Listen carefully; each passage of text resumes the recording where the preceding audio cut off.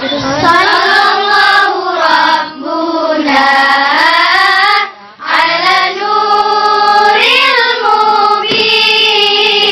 Ahmadal Mustafa Sayyidil Mursalin Sallallahu Rabbuna ala nuril mubin Ahmadal Mustafa Sayyidil Mursalin Muhammad bin Abdullah bin Abdul Muttalib bin Hashim bin Abdul Manaf bin Qusay bin Kilab bin Murrah bin Ka'ab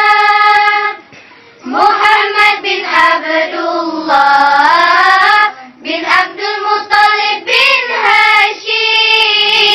bin Abdul Manaf bin Qusay bin Kilab bin Murrah bin Ka'ab